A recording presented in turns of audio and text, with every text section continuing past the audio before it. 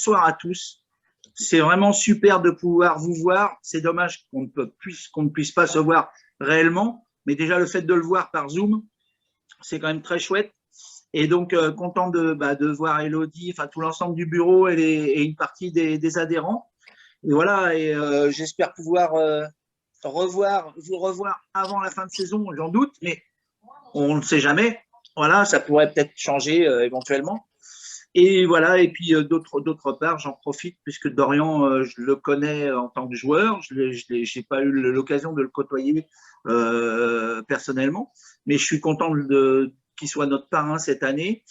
Content pour Andy aussi parce que les espoirs marchent pas trop mal non plus, mais c'est dommage qu'il soit pas là ce soir, mais on aura l'occasion probablement de se revoir dans un autre contexte.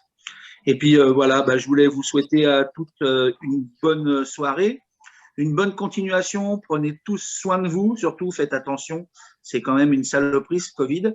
Et puis voilà, comme j'ai dit à Dorian, fier de l'avoir comme parrain. Sûr que la saison en tant que sportif de haut niveau est assez compliquée dans ce contexte-là, mais content quand même de pouvoir le voir évoluer à la télé. On préférait le voir en direct, mais bon, c'est comme ça, on n'y peut rien.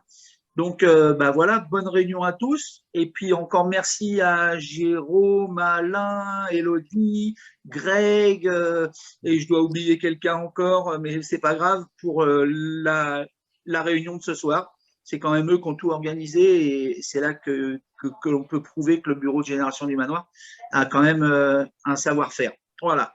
Voilà, je vous laisse la suite de la réunion à vous, en attendant de poser une ou deux questions si besoin est. Bon. Merci à tous. Merci JP. On dit bonsoir à notre secrétaire général. Salut Greg. Yeah. Oui, Greg, il est là. Oui, il vient d'arriver. Il a déjà son verre à la main. Et attends, on va lui réactiver son micro quand même. Et le drapeau. Waouh, magnifique. Vers le Queens? Mais non, il y a le drapeau irlandais. Écoute. Ah oui, ok. Voilà. Bon, Dorian, je te laisse la parole et puis donc et après je la reprendrai pour te présenter. Donc voilà. Vas-y Dorian, à toi. Et bonsoir à tous. La génération Yves du Manoir. Je suis très fier d'être parrain cette année et j'espère retrouver les supporters le plus rapidement possible parce que ça nous manque au bord des terrains. Donc j'espère qu'on vous retrouvera rapidement quand même. Ça nous manque aussi. Hein. Oui, salut Greg. Vas-y, si tu veux dire un petit mot. D'accord. Bon, bonsoir à toutes et à tous. Donc, très content de vous retrouver dans le pub virtuel JDM. Merci Dorian de nous faire l'honneur d'être présent ce soir et d'être notre parrain pour la saison. Comme tu le vois, en fait, nous sommes des supporters passionnés du club. Pour nous, en fait, c'est plus qu'une passion, c'est une fierté, c'est un mode de vie. L'association existe à peu près depuis une dizaine d'années. Et donc, on est à peu près 120, 130 passionnés et en fait qui faisons une joie en fait d'être à l'Arena, de vous supporter, ce magnifique maillot et cette belle équipe. Et dès que l'occasion en fait se représentera, il n'y a pas à discuter, on sera là. Merci Greg. Ouais. Je te recoupe ton micro. Bien sûr. Bien sûr, tu rallumes quand tu veux. C'est juste pour pas faire d'interférence. Voilà. Donc, oui, on est vraiment hyper heureux. Dorian, merci de nous accorder du temps et c'est vrai, cette fierté. Et puis, on a du soleil ce soir avec le bel accent des Landes de notre parrain. Alors, notre parrain, je vais vous le présenter. Donc, il est né le 30 décembre 96. Vous retenez bien, 30 décembre. À Morsinx. Alors, c'est où Morsinx? Morsinx, c'est dans les Landes, à quelques kilomètres de Mont-de-Marsan. Voilà. Donc, 24 ans, il a encore un beau boulevard devant lui. Taille, 1m78. Poids, 101 kg. Je suis bien un jour, Dorian. Hein. C'est bien. Son poste, ailier ou centre. Alors, comme les frères Boniface, hein, Mont-de-Marsan. Ouais, c'est ça. Ah oui, c'est ça. Alors, surnom, l'Omapé de Morsinx. Alors, Je me disais, mais c'est quoi l'OMAP? Moi, je pensais que c'était un terme, c'était du patois du Sud-Ouest. Alors moi, avec l'origine du Sud-Ouest, je cherchais et tout. Non, j'ai demandé à Dorian et Dorian, il va nous dire, alors c'est quoi l'OMAP du Morsinx? Dis-nous tout ça. En fait, c'est les coachs qui m'ont surnommé l'OMAP. En fait, c'est le centre de la Nouvelle-Zélande. Et en fait, on a le même profil apparemment. Et donc, du coup, ils me surnomment l'OMAP. D'accord. Voilà. Donc, est-ce que quelqu'un savait ça? Est-ce qu'il y en a un qui savait? Non, personne. Et ben voilà. Hein? Non, non. Voilà. Alors, Dorian, je lui ai demandé son joueur de référence au même poste. Il m'en a donné 2. Il m'a dit Yann David et Sonny Bill Williams. Pas mal, hein? Joli choix, hein? Là, il y a du lourd, hein? Son hobby, la pétanque avec les anciens quand ils rentrent au village et la pala. Alors, c'est quoi la pala? Est-ce que quelqu'un sait ce que c'est que la pala? Hein? Là? Oui, Benoît, je sais. Ouais. Oui, on sait. Allez, pelote Ouais. basque. Déjà, quoi, la pala, c'est un truc de basque, ça, bois. encore. C'est C'est la ça. balle noire. Voilà. Et tu joues quel de basque? Et j'ai une anecdote d'ailleurs. Pas tous à la fois. Tu joues quel point? Point rouge, point vert? Christophe, allez, explique-nous la pala. Alors, il y a une anecdote avec des Basques. Rapide, Christophe, Ah oui, rapide. oui. Il y a un dicton avec les Basques que connaît très bien Jean-Pierre. Il faut jamais chanter avec les Basques parce que Oh tu seras zéro. Il faut jamais boire avec les Basques parce que tu seras zéro. Il faut jamais jouer à la pelote avec un Basque parce que si tu le bats, tu risques d'avoir des problèmes. Et c'est du- Il est béarnais, hein. Il est béarnais, hein. Voilà, il faut plus sage d'Orient que Je prends le micro. est béarnais. Il n'est pas loin. Ok, je continue. Alors, je lui ai demandé son plat préféré. Il m'a dit qu'il était plus salé que sucré. Mais bon, voilà. Il n'y a pas de préférence. Alors, on va rentrer dans le dur. Les clubs. En junior, il a joué à Morsinx, au Stade Montois. Il devient pro en 2015 et joue donc en Pro D2 à Mont-Marsan de 2015 à 2019 et 2019. Dorian rejoint le Racing 92 et on espère qu'il va y rester un bon moment. Voilà. Donc, il a débuté comme demi-mêlée, comme son papa, à Morsinx. Voilà, parce que il est fils de joueur. Son papa était demi-mêlée aussi à Morsinx. Donc, mais à 14 ans, il commence à intégrer les équipes jeunes du Stade Montois. Et comme il est doté d'un physique puissant, eh ben, on le fait glisser à poste d'ailier ou de centre. Ça va? J'ai tout bon, parrain? Oui, très bien. Voilà. Donc, 2015, c'est les débuts en Pro D2. Et donc, presque à 19 ans, et dans ce club mythique du Stade Montois, des Boniface, Carrère, Darouille, Doga, Lacroix, voilà. Les plus de 40 ans, plus de 50 reconnaîtront ces noms. Alors, pour une petite anecdote quand même, en 59, la finale du championnat de France oppose le Stade Montois au Racing Club de France. Donc, bouclier Brennus remporté par Racing Club de France et le score, c'était 8-3. Aujourd'hui, ça ferait ridicule. Hein. Voilà. Donc, 2016, Dorian, champion de France espoir avec le Stade Montois. 2018, tu deviens Baby Barbarians et tu as comme coéquipier un de tes futurs partenaires du Racing. Il n'y est pas encore, il était à Dax à l'époque, dans les Landes aussi. C'est Olivier Clémenzac. Voilà. Et en 2020, Dorian est champion de Super Sevens avec le Racing 92. C'était déjà il y a un an. Et oui, ça nous paraît une éternité, mais c'était il y a un an. Voilà la présentation de Dorian. Dorian, je te redonne la parole et puis après, on va commencer le jeu des questions-réponses. Ah, on a des amis qui ont dû partir. Bon, mais on commencera le jeu des questions-réponses. Mais je te laisse la parole, Dorian. Je te passe le ballon. Oui, sur le questionnaire que tu nous as donné, j'ai commencé à Morsinx, oui. J'ai commencé à l'âge de 4 ans. À l'âge de 4 ans, j'ai commencé au rugby parce que mon père était rugbyman, mon grand-père était rugbyman. Donc, du coup, c'est comme ça que j'ai connu que le rugby. Donc, du coup, j'ai évolué à Montsengs. C'était un petit village, comme on a dit, à côté de Mont-de-Marsan. Et après, on a fait toute l'école de rugby là-bas. Et après, le Stade Montaut m'a repéré. Ouais.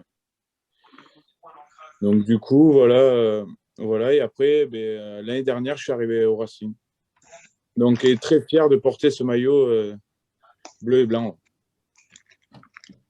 Et quelle arrivée, hein, en plus. Hein. Une belle arrivée, en plus. Belle arrivée. Et il y a eu un petit essai peu après, je crois. Non? Rapidement. Il a marqué rapidement. Très rapidement. Bon, on va commencer. Si tu es OK, Dorian, Oui, il n'y a pas de souci. Le jeu des questions-réponses. Alors, s'il y a des questions, n'hésitez pas. Oui, alors, il y a Fred Feuillera. Oui, attendez, excusez-nous. Oui, vas-y, président. Moi, j'ai juste une question, parce qu'on ne va pas monopoliser non plus tout le monde.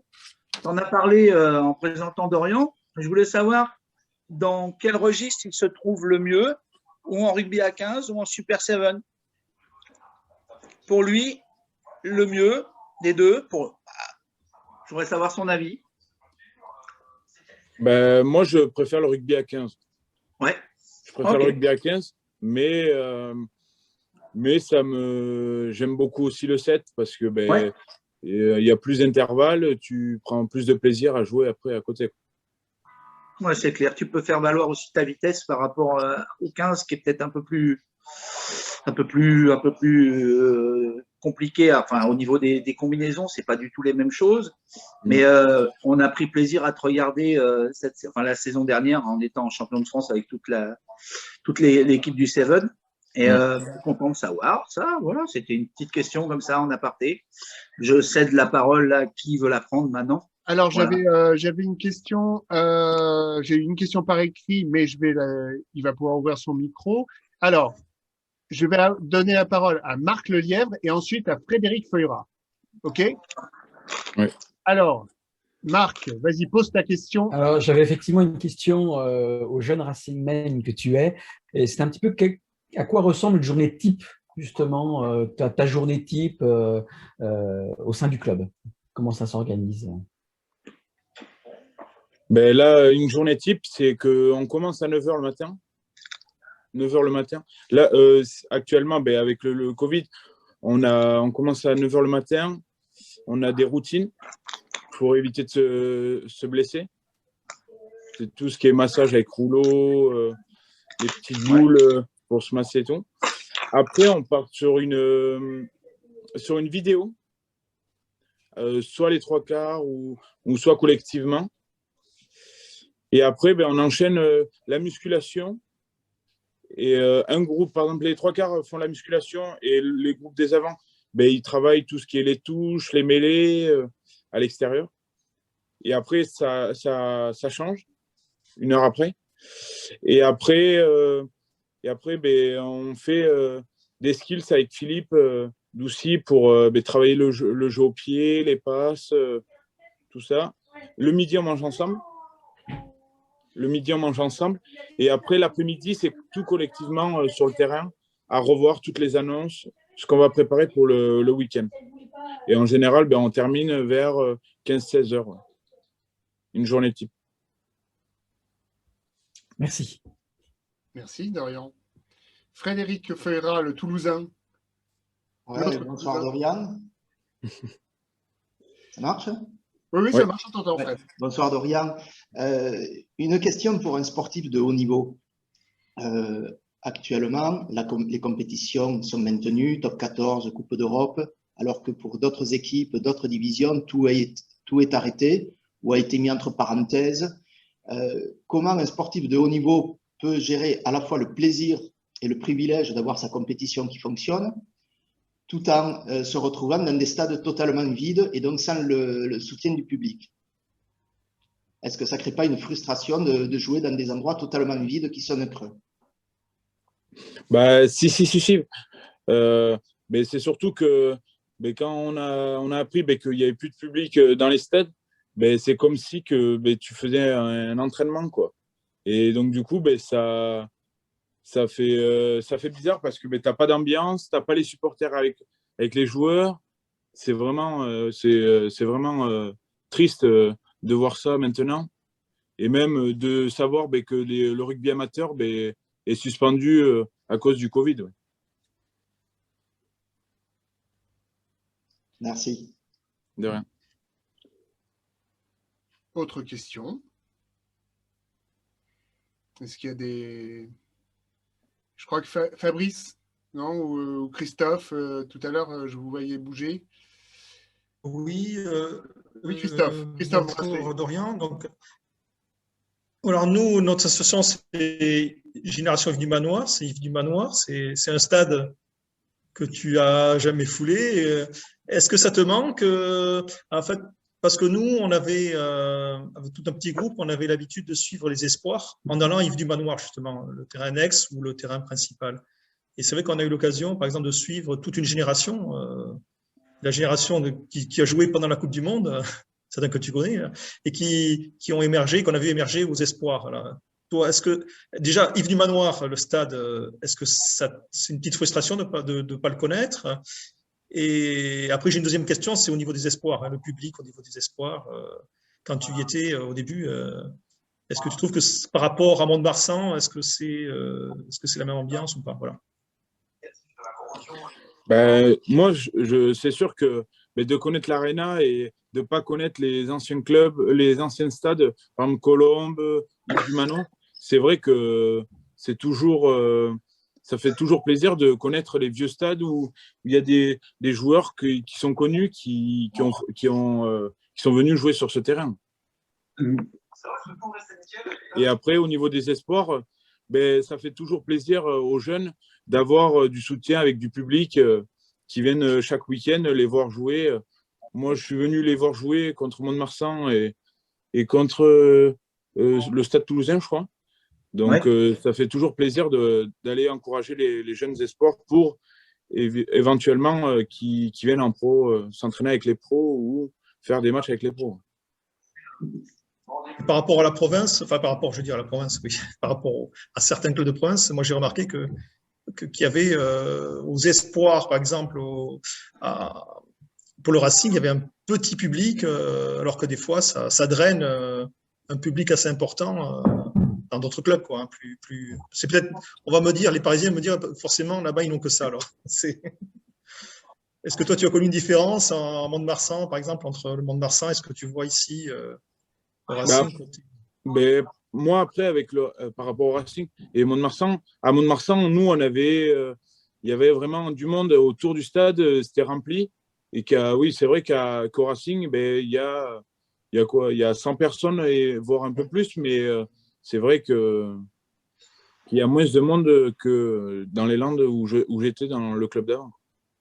On va essayer de faire le maximum. Hein, on suit, JP t'en parlera, on suit des filles, on suit d'autres clubs, on suit 3-4 clubs, alors forcément.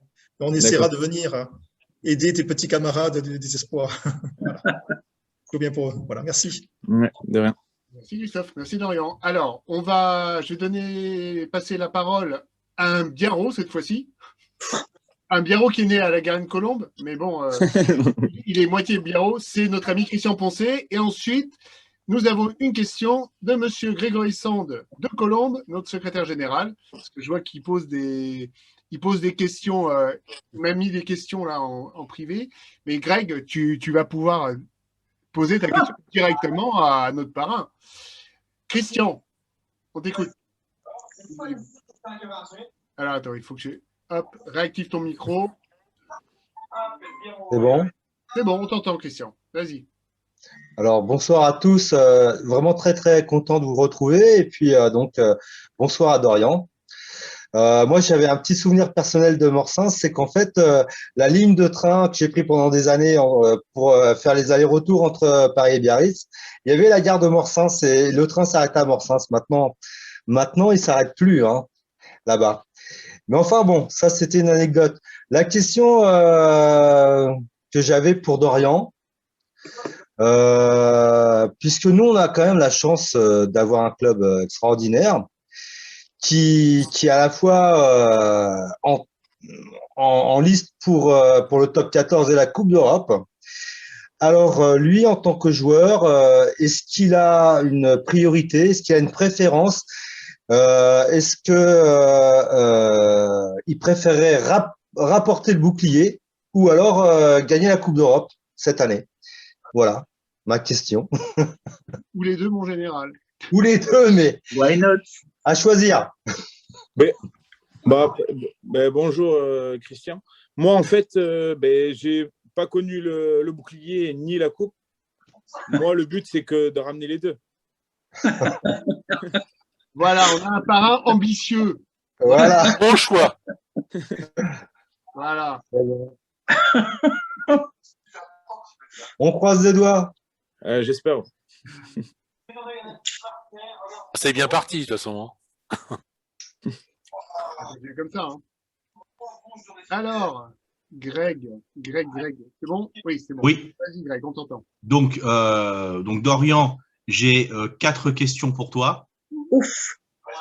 Donc, alors, la première, c'est est-ce que vous faites des blagues entre vous, entre joueurs? Il a son micro de coupé. Ah oui, attends. Oui, je sais pas pourquoi. Ah. Ça y est. Donc, Dorian, est-ce que vous faites des blagues entre vous, entre joueurs? Un petit peu, ouais, de temps en temps. D'accord. Et est-ce que toi, quand tu es arrivé en fait au club, est-ce que tu as eu droit à un bizutage? Un bizutage, après, pendant la prépa d'été, ouais. Après, on a été bisuté pendant le stage d'été, on a été bisuté, ouais. D'accord. Et est-ce que en fait, il y avait un maître d'œuvre du bizutage ou pas? Promis, on ne mouffetera pas. Ça commence par un Z, non? Non, franchement, moi, en fait, ils choisissent des parrains pour visiter les joueurs qui ont été désignés, quoi. D'accord. Et est-ce que c'est secret défense de savoir qui sont ceux pour cette année-là, quand tu es arrivé, qui ont été désignés? Après, en général, c'est ceux qui arrivent de chaque club qui arrive au Racing. Mais ils se font, par exemple, moi, j'ai été visité par les centres. D'accord. Vu que j'étais centre, donc du coup. Et qu'est-ce que tu as eu droit, en fait, comme type de bizutage? De ramener les cafés, de leur faire ramener leurs plats. Et après, on a été bisuté déguisement, avec des déguisements aussi. D'accord. Et ils t'ont déguisé en quoi? Et vu qu'on était à la montagne pendant la prépa, moi j'ai été bisuté comme les bronzés font du ski, avec la doudoune, les skis, les bâtons.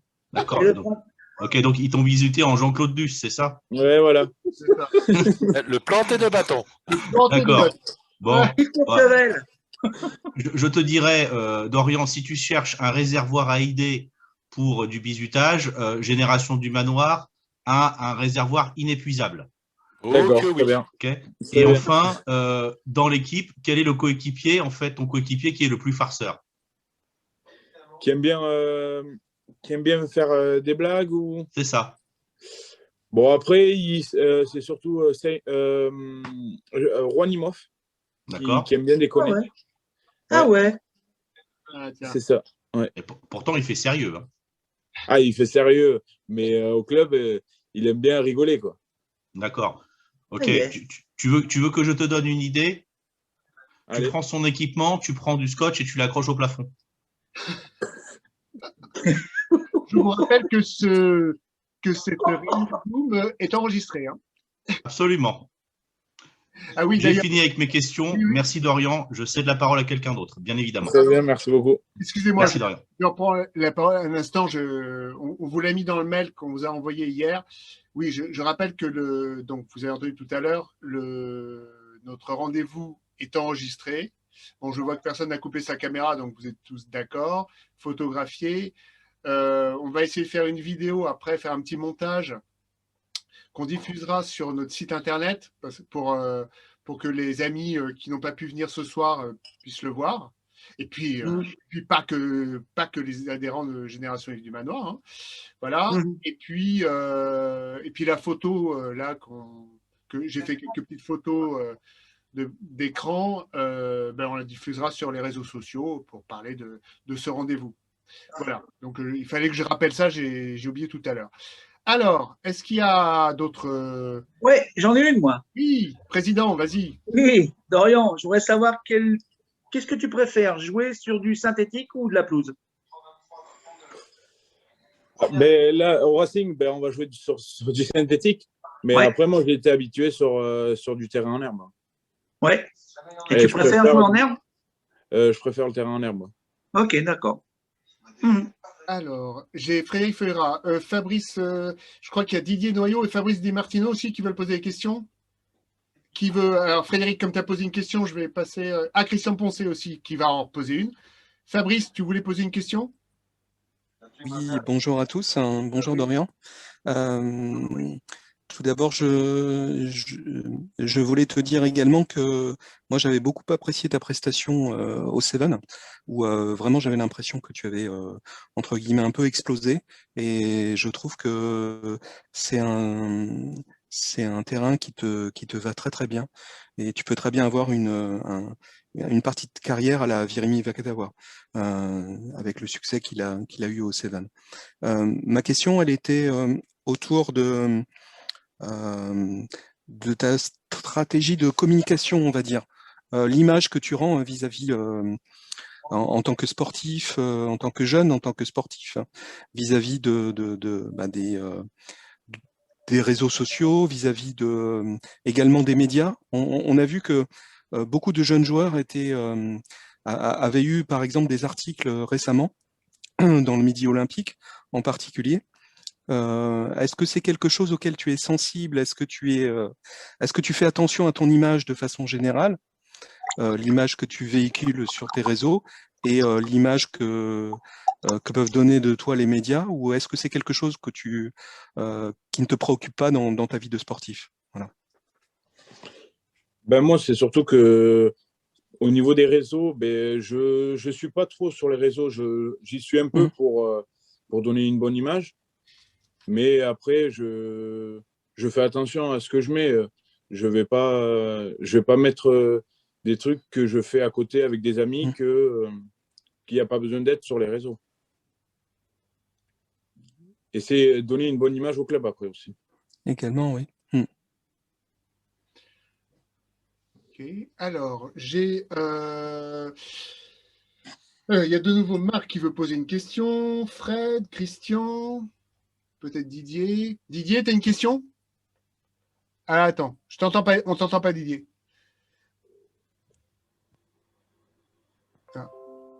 Ah, j'ai un petit problème. Ah, ça y est, vous m'entendez pas? on t'entend. Vas-y, Didier.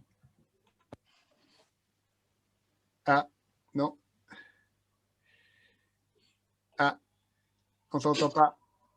Ben, pose ta question par écrit et je vais relayer. Alors, j'avais qui? Fred, Marc, pardon, Marc. Tu voulais reposer une question, vas-y. Alors, donc oui, une question d'Orient, en fait. Est-ce que parce que tu as commencé le rugby très très tôt, est-ce que là tu as déjà la vingtaine? Et en fait, la question que je me posais, c'est qu'est-ce que tu as développé comme compétence en dehors du rugby, mais pour dans très longtemps, bien évidemment. L'après-carrière, est-ce que tu as déjà des visions? Est-ce que tu as passé des diplômes? Enfin voilà, comment tu as géré le côté sportif et peut-être le côté en dehors du sport? Mais moi, en fait, on m'a toujours dit un rugbyman professionnel, ça ne fait pas toute une carrière jusqu'à la fin de notre vie. Donc, moi, j'ai préparé un CAP électricien dans le bâtiment en apprentissage. Donc, du coup, j'ai fait 2 ans de CAP.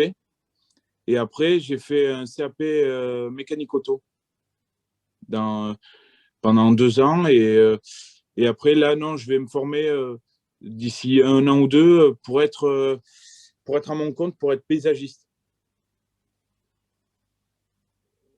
Donc, je prépare mon après-carrière en touchant du bois. Si ça arrive demain, à commencer à travailler ce que je pourrais faire. Mais sinon, oui, en fin de carrière, je voudrais avoir en tant que paysagiste. Oui. Merci Dorian. Merci Dorian. Fred Feuillera et après Christian Poncet.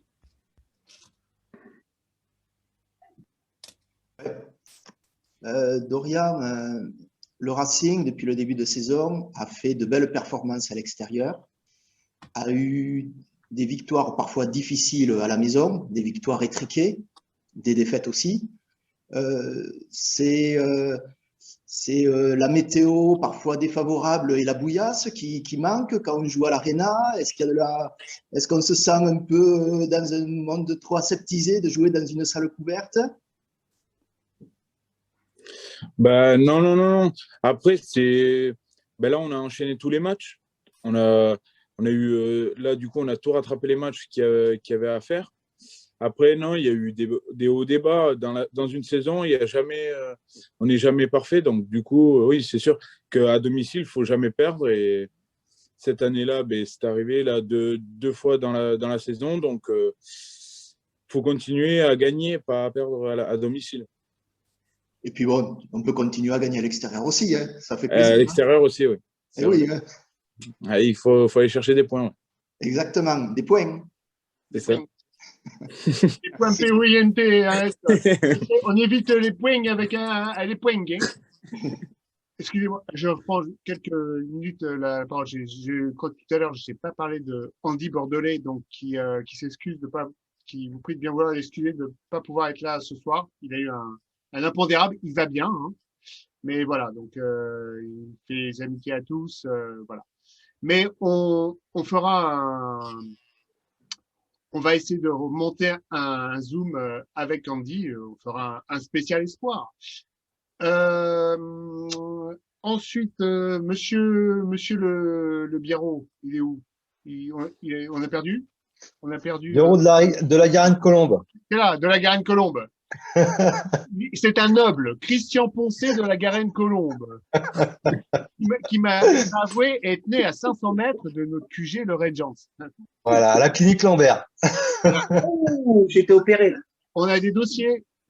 Allez, vas-y. Alors, c'est une petite question double en fait pour Dorian. Depuis donc sa carrière de rugbyman, est-ce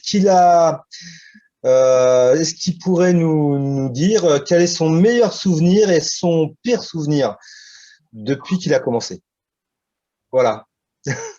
On va commencer pour le bon. Déjà d'être champion de France Espoir. Et le premier match où j'ai gardé un souvenir, c'est mon premier match titulaire contre Perpignan en professionnel, en Pro D2 avec Mont-de-Marsan. Donc ça me restera parce que contre Perpignan, une grande équipe de Pro D2 quand même, qui n'était pas longtemps en top 14. Donc j'étais très, très fier. Et après, la mauvaise, c'est que je m'étais blessé à l'épaule et du coup, quand tu te blesses quelque part, après c'est long à soigner tout ça. Ouais.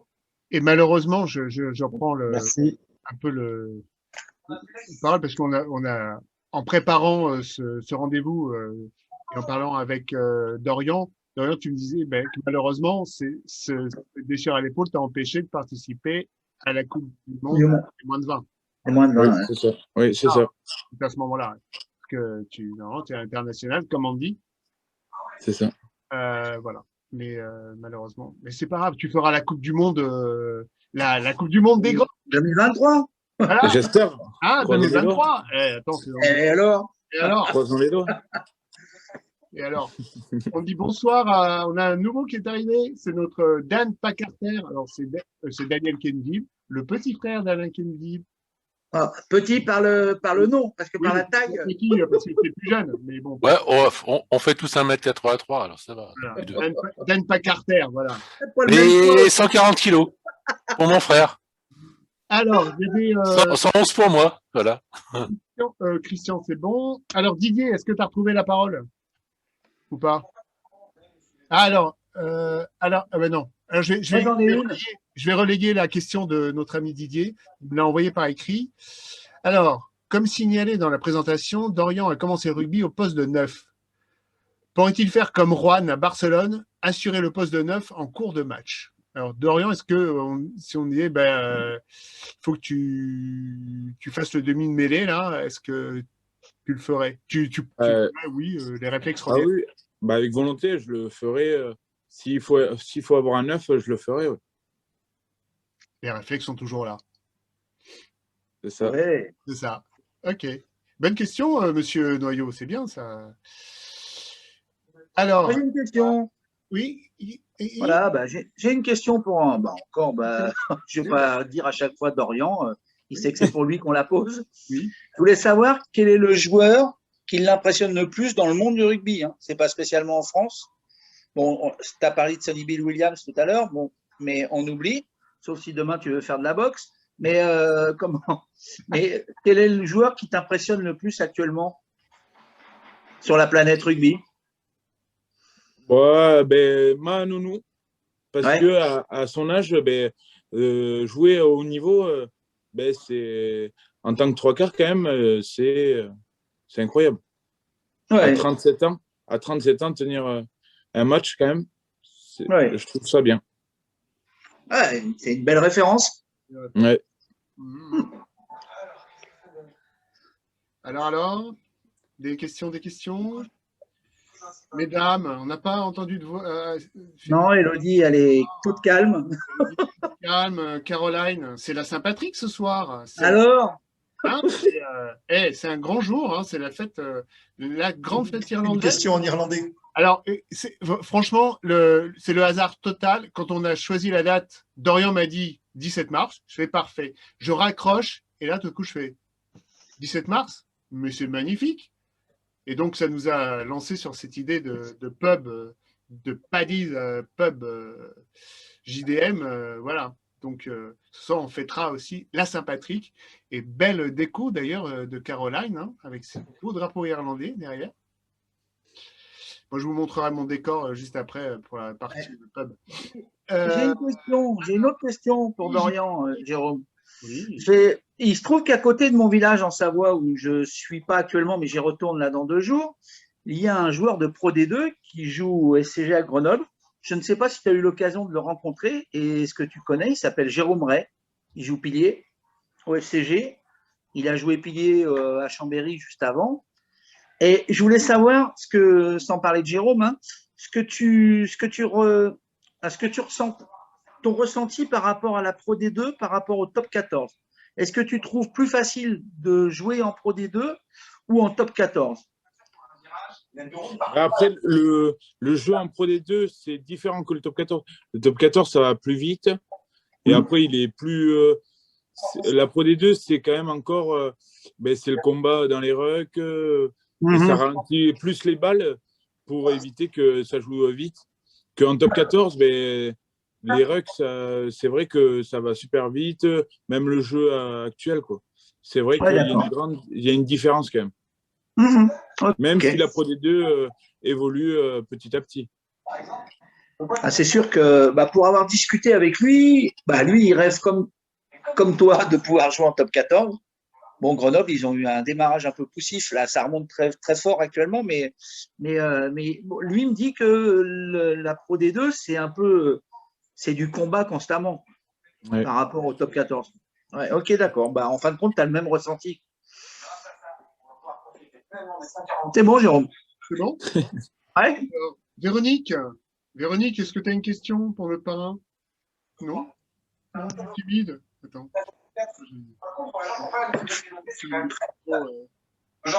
Non, pas spécialement, j'écoute. On est bien, c'est… Les adhérents de Courbevoie. Alors, je te coupe le son. Là. Non, c'est vrai, il n'y a pas eu de question féminine. Non, personne n'ose. Le trésorière. Elle dit rien, elle sourit.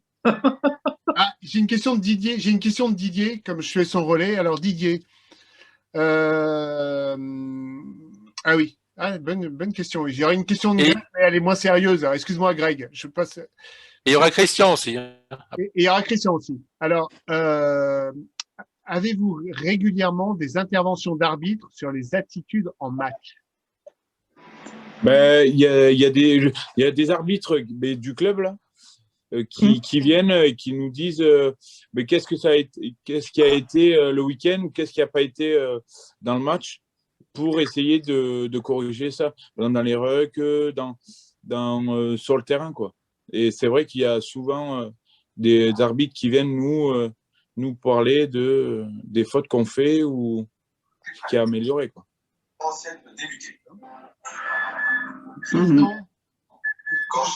De la Garenne Colombe. Masque de protection. Voilà. Bon. C'est à moi? Ça, c'est Grégory, bien sûr. Non, mais Grégory, on a un invité. Nous avons notre ami Nigel Owens. Nigel Owens. Bon. Christian, on t'écoute. Oui, donc chaque année, on reparle de modification de formule au niveau du top 14, top 16, etc. Donc, j'aimerais avoir l'avis de Dorian. Est-ce qu'il pense que la formule actuelle avec donc un top 14 et les phases finales, c'est pas mal, ou alors il souhaiterait avoir des passages au top 16 ou d'autres idées qui pourraient l'intéresser? Ben moi, après, j'ai connu que le top 14, donc du coup, je sais pas comment c'est le top 16. Mais après, le top 14, et avec les phases finales, je trouve ça bien. Et même pour les phases finales de Pro D2, l'accession pour monter en top 14, et je trouve ça bien. Et même pour les derniers de top 14, jouer une petite finale pour soit se maintenir en top 14 ou descendre en Pro D2, je trouve ça bien aussi. Donc, toujours faire attention à Yes. Yes. Ça, c'est pas ça. Non. Hein. Bon, alors en attendant qu'il y ait question, là, j'ai une question rigolote de M. Grégory Sand. Hein, Monsieur Grégory Sand de Colombe. Tu peux la poser pour moi. Quel est le joueur qui a la plus grande descente de bière? Non, mais ils ne boivent pas, ça ne boit pas les joueurs, ce sont des pros. C'est bien une question britannique, ça.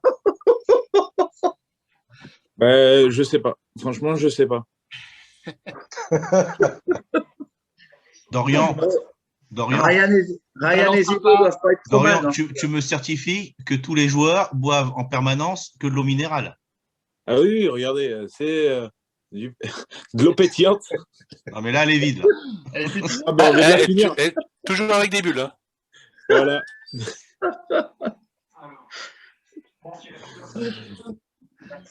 Bien, ok, un nouveau message. Marc Lelièvre. Ben vas-y, Marc, je t'en prie. Tiens. Alors, en dehors du top 14, qui semble-t-il attire quand même beaucoup de joueurs des autres nations pour pouvoir jouer dans ce championnat, si toi, tu devais partir à l'étranger, vers quel championnat tu partirais? Moi, je regarde pas mal le championnat, le Super 15. Ouais. Donc partir là-bas au Super 15. Ça cogne, là. Ouais. Ah oui, ça c'est pour toi, ça. Voilà. Puissant, là. Il y a du gabarit. Il y a du gabarit. Non, mais quand je le vois jouer à l'aile, puisqu'il peut jouer centre, on voit les appuis qu'il a, pour les plus anciens d'entre nous, j'en parlais un peu l'autre jour au téléphone. Je dis, moi, il me fait penser au joueur qui était ma référence dans les années, fin des années 80-90, c'est un Racing Man, bien sûr, c'est Franck Ménel. Ouais. Donc, qui avait commencé comme demi d'ouverture et qui avait un comportement, à certains moments, il jouait, mais comme un centre. Il allait au paquet, mais personne ne comprenait qu'un demi de mêlée aille dans le paquet et tout ça, ça gueulait dans les tribunes à Colombes. Greg, tu dois t'en souvenir parce qu'on a vécu ça ensemble, nous les enfants du Racing. Et, ouais. Et puis Franck, avec sa puissance, il a vite, que ce soit en équipe de France ou en équipe du Racing ou en équipe de France, il est passé en centre et il a fini sa carrière comme quoi il a fait toute sa carrière après au centre. Et là, il s'est régalé parce qu'il pouvait y aller au Mastic. Mais quand on revoit ce rugby-là, c'est sûr que c'était moins physique Moi, mais ça a commencé. Hein. Moi, j'ai revu des matchs de cette époque-là.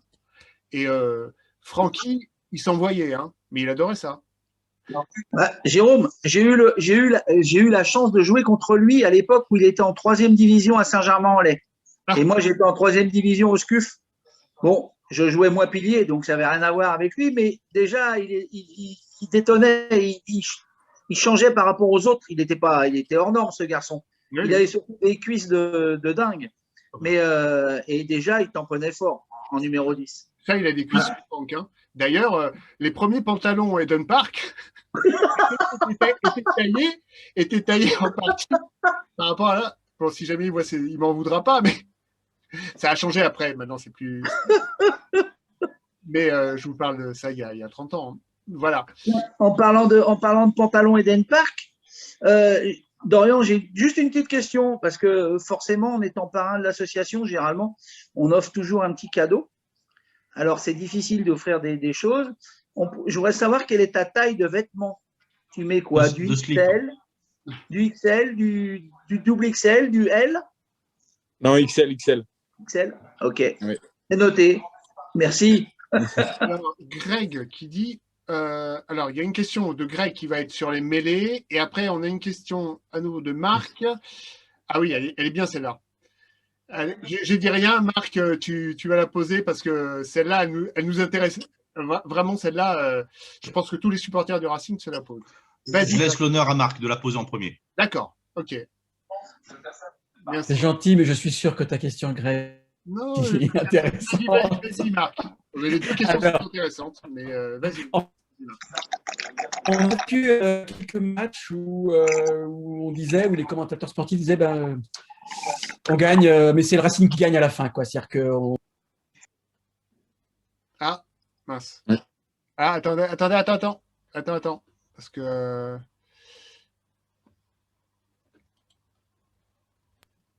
voilà. Je viens de réactiver. Okay. Oui, excuse-moi. Donc, en fait, comment tu vis ces fins de match?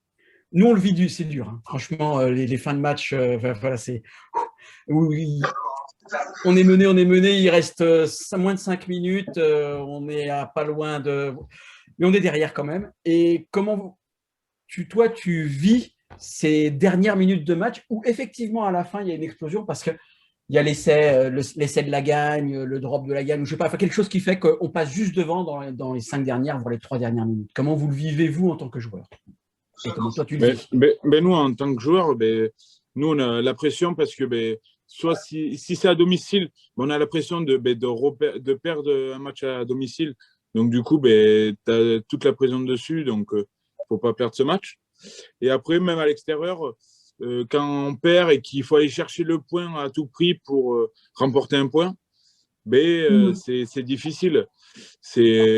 Vaut mieux gagner avec vachement d'avance que se retrouver avec le stress derrière et se dire il reste plus beaucoup et il faut tout donner, quoi. Comme Castres, comme ça s'est passé. Merci.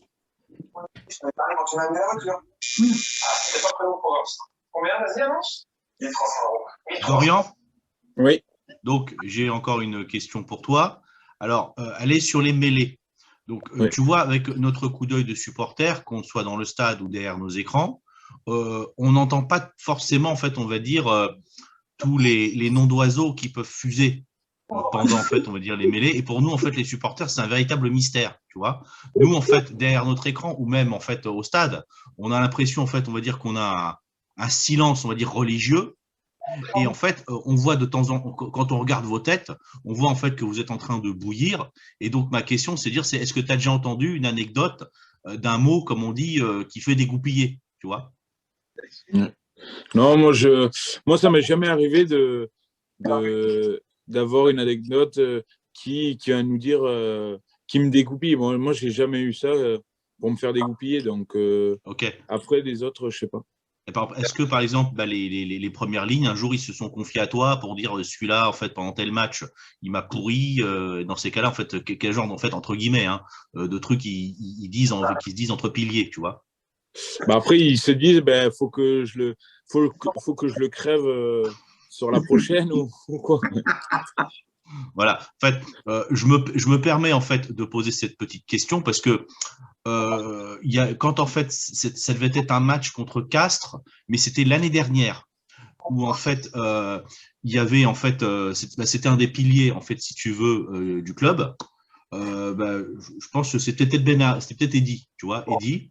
En fait, il y avait le match contre Castres et en fait, Eddy, si tu veux, il s'était un petit peu énervé entre guillemets contre le joueur de Castres adverse et Eddy lui a dit oui, mais pour qui tu te prends toi pour en fait me parler comme ça? Et le type en fait de Castres lui a dit je me prends pour le type qui t'a fait perdre une demi-finale, tu vois. Donc on va dire c'est ce genre entre guillemets si tu veux, on va dire de conversation que nous en fait on voit pas entre supporters. Et nous, en fait, avec notre regard, on pèterait un câble, c'est clair, tu vois. Mais vous, en fait, on va dire qu'il y êtes des pros. L'idée, c'est de savoir c'est comment, en fait, vous encaissez, entre guillemets, ce genre d'aimabilité. C'est surtout que tu te dis après, comment je peux lui mettre pas une sanction, mais comment le corriger, quoi. Faut le punir. Sur la mêlée, si c'est en première ligne, soit sur la mêlée, soit sur un plaquage ou quoi que ce soit. Parce que maintenant, il y a les caméras et tu peux plus mettre les mains où il faut pas. Voilà. On reposera la question à Andy. Voilà. Donc, en fait, tu veux dire, Dorian, on peut plus sortir la boîte à baffes comme avant. Voilà. Non, c'est ça. Moi, voilà, les vengeurs masqués, comme disait Daniel Herrero. Je laisse la parole. Tu peux quand même le faire, demander Iri Barren. Ouais, mais ce que je propose, c'est que moi j'adore ce genre de questions parce que ça me rappelle des conversations avec Patrick Serrière et Michel Tadjian. Oui. Qui en auraient des belles à nous raconter sur certains matchs, y compris Fabien Bernon aussi, hein. sur 1990, la finale contre Agen, qu'on gagne, mais qui est un peu brouillonne, mais il s'est passé des trucs dans la mêlée. Alors, vous me direz, ce qui se passe dans la mêlée reste dans la mêlée, mais je pense que 31 ans après, il y a prescription. On peut déclasser. Michel pourrait nous raconter des choses. J'essaierai de voir ça, je ne garantis rien, mais j'essaierai de voir si on peut pas faire quelque chose avec Michel. Ça pourrait être amusant parce que Michel et Patrick en seconde ligne, je peux vous dire qu'à cette époque-là, les mecs d'en face, ils rigolaient pas beaucoup. Hein. Ouais. Avec la longueur de bras qu'ils ont, il y en a quelques-uns, ils ont vu arriver des marrons, mais ils savaient pas d'où ça venait. Hein. Non, c'est des pruneaux. Des pruneaux. Des pruneaux, ouais. Ah oui. Contre Agen, oui. Mais bon. Alors, pardon, excusez-moi. Oulala. Oui, moi j'ai une petite question au sujet du derby. Alors, il y a des endroits où le derby, c'est très important. Oui. Bon, au Pays Basque, dans les Landes, à une époque, c'était vraiment très, très difficile. Tu n'as pas connu Dax, Mont-de-Marsan, tu n'as pas connu. Je veux savoir le derby, parce qu'en région parisienne, c'est un peu particulier. Tu l'as connu en junior. Oui, peut-être aux espoirs, tu as dû connaître. Ouais. Mais en région parisienne, c'est un peu particulier parce que le public, c'est un public de province principalement, et les publics sont très imbriqués. Et on ne peut pas dire, les gens, ils habitent Biarritz et ils sont supporters du BO, et Bayonne, ils sont supporters de l'Aviron. Ici, le public est très, très mélangé, on se connaît même. Mais est-ce qu'on t'a parlé du derby quand tu es arrivé? Est-ce que c'est un objectif ou est-ce que c'est un match comme un autre, un match à 4 ou 5 points? Après, moi, j'ai connu le derby de chez moi, de Mont-de-Marsan-Dax. Donc, du coup, je sais qu'un derby, c'est toujours difficile parce que il faut toujours gagner vu que c'est un derby, quoi. Ouais. Et puis, un derby, c'est pas toujours. Parfois, quand je parle d'une autre, derby assez. Et en général, surtout, les derbys, c'est quand chaque saison, on pense plus au derby qu'aux autres matchs presque. C'est des matchs à part et comme on dit souvent, un derby, ça se gagne. Et on a vu depuis plusieurs saisons, depuis que le Racing est revenu top 14 et dans l'élite, que les derbys sont toujours hyper serrés contre Stade Français. Alors j'ai l'impression qu'on a plus de victoires à domicile comme à Jean-Bois. Mais c'est toujours terrible. Et ça donne parfois des beaux matchs, parfois des matchs moyens, mais on dit on l'a gagné, quoi. Voilà. Ouais, et vous verrez tout à l'heure, je passerai des photos de Saint-Patrick. On avait fait une Saint-Patrick c'était un rapport avec le derby. En 2018, on gagne le derby à l'Arena et on avait après fait une fête au Horizon Spa avec nos amis du Virage des Dieux. Le jour de la Saint-Patrick d'ailleurs. Donc il y a 3 ans pile, ça paraît une éternité quand on en parle comme ça. Mais c'est vrai que les derbys ont un goût très, très particulier, quoi. Alors, je vois une question. Oh là, c'est une question très sérieuse de notre ami Marc Lelièvre. Après, j'espère qu'il y aura une. Non, mais la question est très importante, hein. Il faut, bien sûr, la question, Marc, tu vas la poser toi-même. Il y a Christian aussi après. Et après, Christian, voilà. Vas-y, Marc. Ouais, en fait, c'était justement toute la difficulté de la gestion de la pandémie du Covid-19 au sein du club.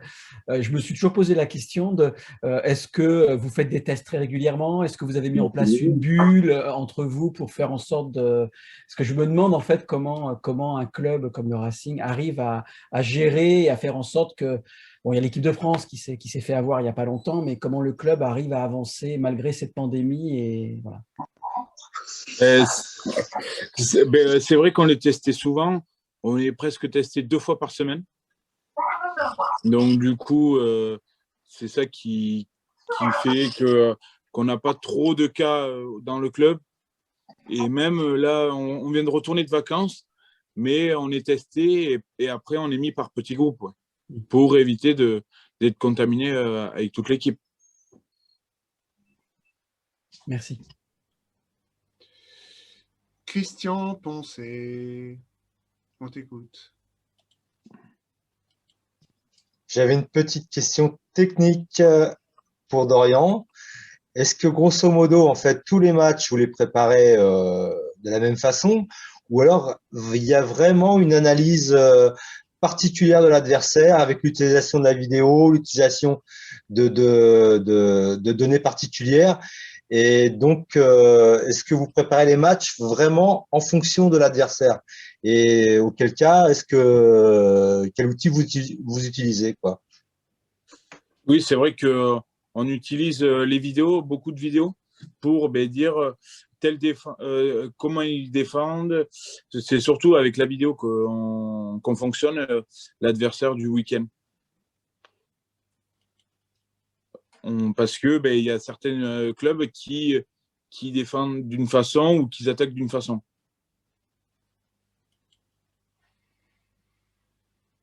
Y a-t-il d'autres questions ou bon, Ah oui, JP.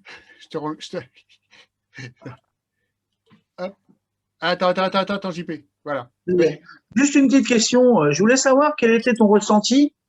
Est-ce que tu trouves plus facile le fait de jouer à l'extérieur actuellement sans public que s'il y avait réellement du public? C'est-à-dire que quand tu te déplaces par exemple au Michelin contre l'ASM, est-ce que pour toi ça paraît plus simple de jouer quand il n'y a pas de public qu'avec? Voilà. Je parle des matchs à l'extérieur, hein, je parle. Hein. À l'Arena aussi, mais voilà. C'est vrai que c'est un avantage qu'ils n'ont pas leurs supporters qui poussent derrière. C'est vrai qu'au Michelin, quand ils ont presque les 30 000 personnes, c'est vrai que ça pousse. Ça pousse et ça influence peut-être à l'arbitre des choses qui sifflent. Oui, parce que on sait que on aime notre club, mais quand on voit le Racing actuellement à l'extérieur, c'est quand même, je crois, la meilleure équipe de top 14 actuellement ou l'une des 2 meilleures équipes à l'extérieur, chose qu'ils ne sont pas quand le public est dans les stades. Donc, je voulais savoir si toi, tu le ressentais comme ça ou si c'est une saison qui marche du feu de Dieu actuellement, quoi. Non, après non, oui, c'est vrai que sans supporters, c'est vrai que c'est plus simple peut-être de jouer là-bas. Ouais, je pense. Ok. Ça au Michelin, oui. On aime bien crever les pneus, mais bon. Bien que à certains matchs, on les avait éteints quand même. Oui, bien sûr. Non, mais c'est sûr. Mais là, actuellement, le Racing, on ne l'a jamais vu comme ça depuis sa remontée en top 14. On ne l'a jamais vu être performant comme il l'est actuellement à l'extérieur. Alors, peut-être qu'il y a une part de réussite justement au fait que le public n'est pas présent dans les stades actuellement. Je pense que ça doit niveler les valeurs, ou tout du moins ça fait peut-être perdre de la confiance à l'équipe qui te reçoit actuellement. Voilà. Vous avez intérêt à aller gagner à Bayonne. Hein. Je rebondis sur ce que dit JP, je note. Attention, on est attendu aussi, mais bon. Ouais. Ah mais non, mais bon, c'est bon. Eh oui. Voilà. Et on regrette. Voilà un déplacement qui va nous manquer. Voilà. Tous les déplacements Bayonne. nous manquent. Mais même à Bayonne, parce qu'on est, faut que tu saches, Dorian, on a Génération du Manoir a des très bonnes relations avec les supporters des clubs de top 14 et même de Pro D2 fédéral. Et en top 14, voilà, et la Peña Bayona sont des très bons copains. On est toujours bien reçus là-bas. Ici, on sait les recevoir aussi. Et voilà, quoi. Donc, on pense fort à eux. Et puis, on a le fait que ça aussi, quand on informe, nous sommes membres de la Fédération française des supporters de rugby. Voilà, je ne sais pas si c'est, mais il y a cette fédération qui existe, qui est très sérieuse. Tous les ans, il y a un congrès. Alors, il n'y en a pas eu l'année dernière. Le dernier, c'était à Nevers. Ça avait été un très bon moment. Normalement, en 2020, ça aurait dû être à Paris. C'était un congrès organisé par Génération du Manoir et le Virage des Dieux. Donc, on montre que les supporters du Racing… Et les Massicois aussi. Et les Massicois. Merci Alain. Donc, je ne sais pas si en 2021, on va pouvoir… pour l'instant, c'est toujours en stand-by. Mais bon, c'est un moment où les supporters se retrouvent, top 14, Pro D2, fédéral, national, tout le monde se retrouve. Et ça nous permet d'avoir des bonnes relations et d'être bien reçus partout. Alors, je ne vais pas dire qu'on a un référent dans dans les 13 autres clubs, mais presque. Voilà, La Rochelle, c'est super, on est super bien reçus. Voilà. Ah, pardon. Frédéric Feuillera, qu'est-ce qu'il dit? On reçoit tellement bien l'Aviron qu'il y a 1 an et demi, on les a laissés gagner. Oui, c'est ça. On est tout juste de remonter au top 14. C'est vrai qu'on se fait premier match ou deuxième match de la saison et à domicile, et ils viennent d'être champions de Pro D2. Ouais. Quand je pense qu'on avait fêté ça avec eux On avait une soirée avec 40 Bayonnais après. On avait fêté ça à Narbonne avec eux en 2018, quand voilà, on était… Et le congrès. Donc, qu'est-ce qu'ils font? Ils nous tapent. Ah, mais je te jure, bonjour les Bayonnais. Hein. On aime bien aider les petits clubs. Hein. Ouais. Je ne sais pas si vous avez remarqué, mais Christophe a dit « J'espère qu'on va gagner à Bayonne », mais il ne l'a pas dit « J'espère qu'on allait gagner à Pau ». Je ne sais pas si vous avez remarqué. Ouais, mais alors là, justement, JP, parce que moi, j'ai regardé un peu le calendrier tout à l'heure pour voir un peu quand est-ce qu'on pourrait revenir. Ouais. Et je me suis aperçu d'une chose, c'est que le Racing, il termine par la section paloise, par Agen et par Brive. Ce sont les 3 derniers matchs. Ouais. Alors, est-ce que, je ne sais pas, toi ou le club, vous considérez que vous avez un petit matelas à la fin, ou comment ça se passe quand on termine contre 3 clubs qui sont au fond, quoi, je dirais, les petits, surtout Agen, quoi. Et avec Brive et la section, tout est possible. Est-ce qu'on considère qu'on a un petit matelas, qu'on peut finir tranquillement et peut-être miser sur la Coupe d'Europe, ou alors on dit non, c'est des gros matchs quand même? Comment ça se passe dans la tête? Ah non, dans la tête, que c'est des gros matchs aussi, parce que tout point compte à la fin de saison. Donc, vaut mieux les prendre pas à la légère, parce que si on les prend à la légère, c'est sûr que ça va être compliqué en fin de saison. Mais si on les prend un par match, ça va compter à la fin. Et si on peut finir dans les 2 premiers ou les 3 premiers, ça serait bien. Dans les 4, quoi, de toute façon, recevoir le quart de finale. Quart ou directement en demi, oui, bien sûr. Un point, comme disait Clermont.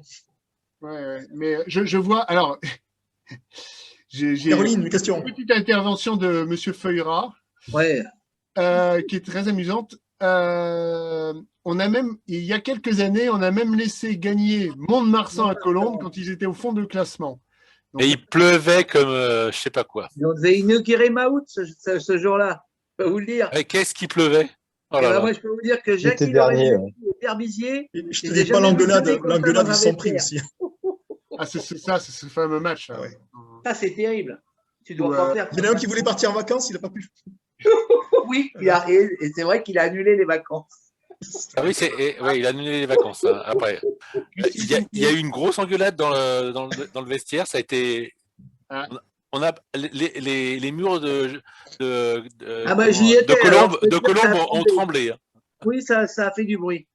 Mais il y avait une tradition, ça faisait la deuxième année qu'on perdait contre le deuxième, contre le Ouais. dernier domicile. Ouais, ouais. On avait Moi, perdu contre Bourgoin aussi. Ouais, voilà. Je vais pas me faire le Dernier. porte-parole de tout le monde, mais il est 8h moins quart. Peut-être que Dorian, On il va a. peut-être prendre une dernière question de Christian, parce Voilà. que Dorian, il a peut-être autre chose s'il veut rester un peu Voilà. avec nous pour trinquer. Parce que Dernière question. il est trinqué après, hein, parce qu'il commence à faire soif. Hein. Voilà, dernière question. J'envoyais là, je ne dirais pas qui, je balancerai pas, mais il y en a qui buvaient pendant que, voilà, moi j'arrive encore même pas une goutte d'eau et ça commence à se dessécher. Hein. Et je suis à mon 3e paddy. Ouais. Ben, moi j'ai mon Jamison qui m'attend. Moi j'ai mon PC du travail à côté, alors je peux pas boire. Christian, Bon, la génération, j'espère qu'on en fera d'autres parce que c'était vraiment très très sympa. Et donc, dernière question pour Dorian. Quelle est l'équipe qui l'impressionne le plus actuellement en top 14 et puis en Coupe d'Europe? Donc, l'équipe qui lui fait la plus peur, quoi, grosso modo. Il n'a pas peur, le plus d'impression, mais il n'a pas peur. Voilà, Non. plus d'impression, voilà. Non, après, là, cette année, en top 14, je pense qu'on est tous dans le même bain, on est tous au même niveau, en haut du classement. Après, les dernières saisons, c'était Toulouse qui était vachement au-dessus de tous, je trouvais. Mais après, non. Après, en top 14, non, j'en ai pas forcément de club. Après, non, c'est le Munster, je trouve, en H-Cup. Je trouve que le Munster, c'est une bonne équipe, une très, très belle équipe. Mais après, oui, il faut pas les prendre à la légère, tous les clubs, quoi. Ça, c'est ce qui s'appelle le respect de l'adversaire. On a quand même un lien en plus particulier avec le Munster. Et ça, c'est une des vraies valeurs. Souvent, on se moque de nous quand on parle des valeurs de l'Ovalie. Mais voilà, une vraie valeur du rugby, c'est le respect de l'adversaire. Mais dans tous les sports, c'est pareil. Si on respecte l'adversaire, lui, il nous respectera aussi. Et voilà, ça, c'est... Allez à Thomson Park et on voit ce que c'est que le respect. Ah ben voilà, oui. Le Munster, ça, oui, on a une vraie histoire avec le Munster, Dorian, c'est que il y a eu ce drame terrible quand ils ont perdu leur entraîneur et que le match était chez nous, donc il y avait eu une communion devant Colombes, mais c'était une chose. J'en ai encore les frissons là. C'était. Et on est devenu. C'était très dur. Il y a une fraternité qui s'est créée pour toujours. Brotherhood, c'est bien ça, hein, Caroline? Brotherhood. Elle fait oui. Et non, mais je suis surveillé de très près. Donc, avec le Munster, et ils nous ont reçu là que ce match de Coupe d'Europe, on a été faire match nul en novembre 2019. Il y a 2 ans. C'était il y a 2 ans, novembre 2019, c'était extraordinaire. Et on communique beaucoup avec eux. Là, on leur a mis un petit mot pour la Saint-Patrick et ils réagissent tout de suite. On avait fait, quand il y avait eu le match aller, le match retour, pardon. Le match retour à l'Arena, on pouvait encore y aller, c'était en janvier. Avec notre mini-mascotte. On avait fait une soirée avec eux dans un pub. Dans 2 pubs, on a fait 2 pubs dans la soirée, au Noscom No Win, où là on a chanté avec eux, ils avaient amené des guitares, ils ont mis une ambiance. Il y a des vidéos, si ça t'amuse, je te montrerai ça, je te les enverrai. Sans oublier Anna. Et bien sûr, et alors, voilà, oui, parce que on a 2 supportrices, une maman et sa fille, Marisa et Anna. Ready. Il se trouve que Anna, elle a quel âge? Elle a 10 ans, c'est ça? 10 ans, ouais, 9-10 ans, oui. 9-10 ans. Caro? Parce que Caro, 10 ans? Oui. 10 years old. Et c'est une fan, son joueur fétiche, c'est Simon Zebo. Ah. Déjà, et donc elle a plein de photos avec lui à Thomond Park. Et Simon les a fait venir à Paris il y a 2 saisons. Hein. Oui, il y a 2 ans. 2 ans. Elles sont venues pour un match, mais c'était pas du tout pour un match Racing Munster, c'était pour un Racing Montpellier. Voilà, oui, Racing Montpellier. Et elles sont venues à l'hôtel et tout. Il s'est occupé de tout, Simon, avec son grand cœur. C'est génération, Jérôme, au départ. Hein. Voilà. Et tout est parti, effectivement. C'était une idée qu'on avait lancée comme ça. Oui, l'idée est partie de génération, oui. Vous avez raison. L'idée est partie de génération. On en a parlé à Simon, il a dit OK. Et malheureusement, Simon ne jouait pas ce jour-là, mais il a accueilli Marisa et Anna. Il les a emmenés faire la visite de l'Arena. Elles ont été visiter les vestiaires et tout, donc en VIP. Et je crois même que Anna était en loge. Ils étaient en loge. Avec la famille de Simon. Avec la petite fille, la fille de Simon. La fille de Simon et sa femme. C'est pour te dire combien, voilà. Et donc, nos échanges, moi, régulièrement, j'ai des échanges avec nos amis du Munster, même si on n'est pas dans le même pool, mais on échange aussi entre supporters sur Facebook. Voilà. Ils nous ont, et ça, Grégory peut en témoigner, parce que quand on était au Munster, certains sont allés à l'hôtel, mais nos amis de l'association de supporters avait proposé d'héberger des supporters. Et Greg, tu as vécu ça avec Elena. Tout à fait. Tout à fait. Donc pour te situer ça, en fait, il y a un petit peu d'Orient, c'est que donc on a fait le déplacement pour voir le match en fait des garçons au Munster, et donc on a été hébergé en fait chez les supporters du Munster, et donc c'était une dame qui faisait partie de la chorale des supporters, donc on a eu droit en fait au bar en fait VIP, et pour te donner une idée à quel point les liens sont très forts, c'est que dans le bar des supporters du Munster, tu as un maillot du Racing qui est, on va dire, encadré, et ce maillot, en fait, c'est Génération du Manoir qui l'a offert au club du Munster, malheureusement, lorsque en fait, donc l'entraîneur Anthony Follet est mort. Et donc du coup, c'est que ils nous ont fait l'honneur de l'accrocher. Et si tu veux voir, on va dire, quelle est la portée de Génération du Manoir et des supporters du Racing et des liens très forts, eh bien, vous allez au Munster. Tu vas gagner au Munster d'Orient avec l'équipe, c'est tout ce que je te souhaite. Et va faire un tour dans le bar et tu verras, il est à l'entrée. Voilà. Et on avait fait floquer un maillot du Racing. Axel. On a fait floquer le maillot légende de chaque année, voilà. Cette année-là, qui était la légende Yves du Manoir. Et on l'a fait floquer avec les 2 écussons, celui du Munster et celui de Génération du Manoir, est floqué avec le numéro 8 et Axel. Et voilà, donc comme disait Greg, on a de l'encadrer et de le mettre dans le clubhouse. Par contre, Dorian, tu vas au bar des supporters du Munster d'Orient, là par contre, tu prends pas de l'eau. Hein. Ah non, l'eau, ça n'existe pas là-bas. Ah bon? Non. Pour brasser la bière. L'eau est légèrement brune. Il nous faudra ton maillot, Dorian. N'oublie jamais ça. Mais on lâche pas les parrains, même si ça nous fait dedans. Non, mais en tout cas, c'est prévu pour la fin de saison là, de vous envoyer le maillot. C'est gentil. Et espérer que je vienne au bar boire un verre avec vous. Non, mais ça. Que oui. 2 verres. Après le Covid. Le bar est ouvert à tous les joueurs du Racing, qui plus est les parrains, tout à fait. Tu nous as déjà fait l'honneur de signer le mur, et je peux te dire que le patron Jean-Christophe en est très très fier quelque part. Hein. Tu es le premier des joueurs à l'avoir fait. Avant toi, on a eu 2 parrains qui s'appelaient Boris Palu et Antoine Gibert. Et on n'a pas pensé à les faire signer, mais ils sont venus boire un verre avec nous. Et en plus, tu as Greg, que tu dois voir sur la sélection des gens qui sont là, qui a même inventé un shot aux couleurs du Racing, que tu connaîtras peut-être un jour. Voilà. Je te le ferai en version non alcoolisée pour toi. C'est-à-dire qu'il y a du lait alors. Il y Tu a verras, que du lait. Il y a Dorian, que du Dorian lait. me réclamera la version alcoolisée, tu verras. Ouais, on dira En rien, tous les on dira cas- rien, on dira rien. Ok. Dorian, En tous j'ai les une cas- dernière question pour toi, Oui. s'il te plaît.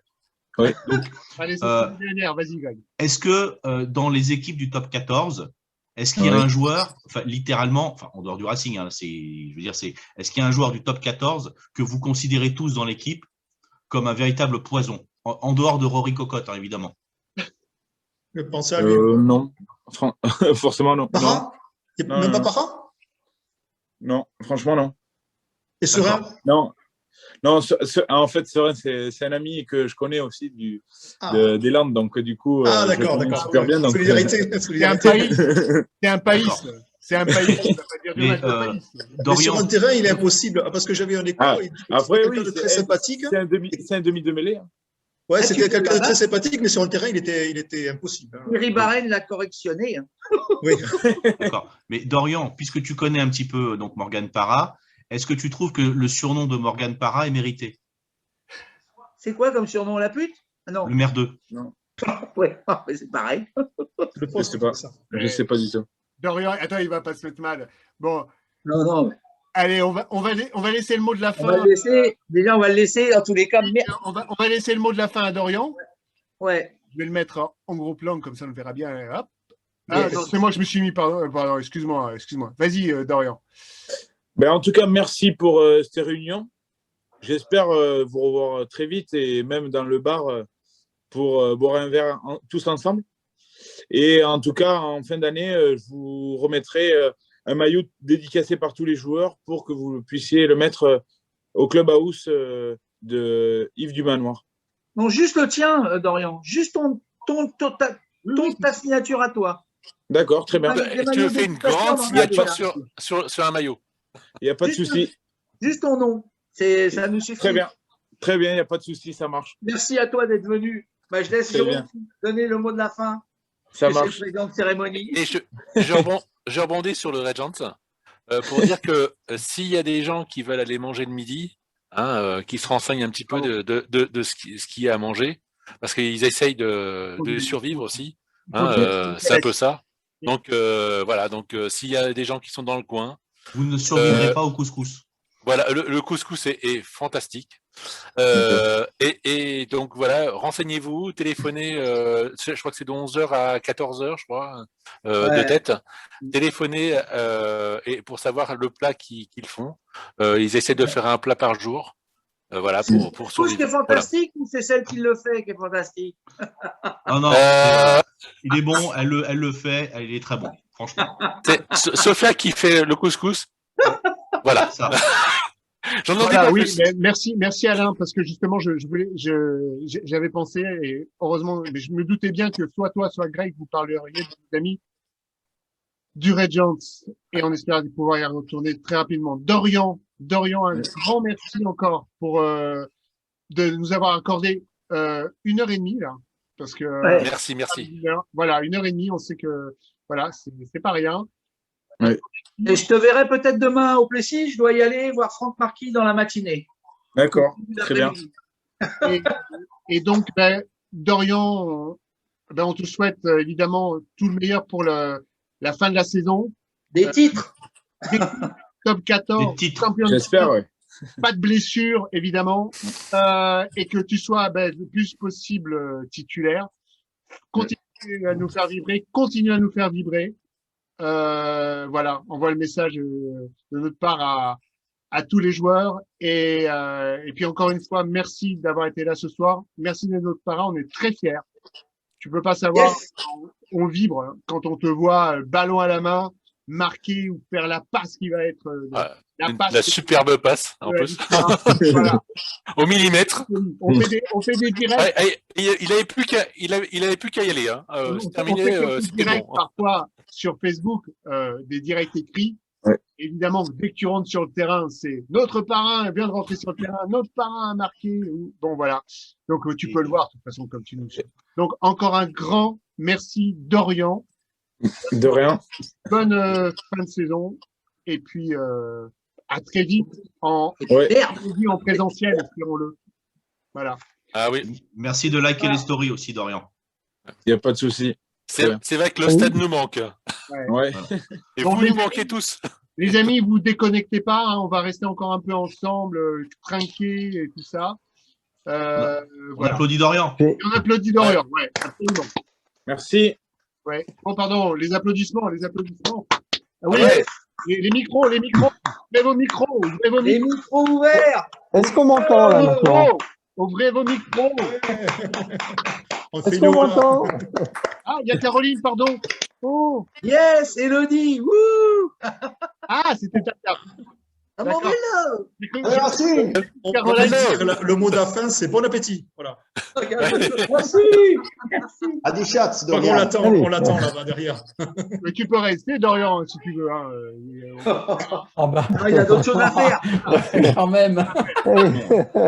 Alors, Merci déjà. comme on dit dans le sud-ouest, De rien. c'est un de nos amis, Adi Schatz. Adi Ouais, Schatz. c'est ça. Adi Schatz. Adi Schatz. À bientôt. À bientôt. Merci Dorian. Salut Dorian, merci beaucoup.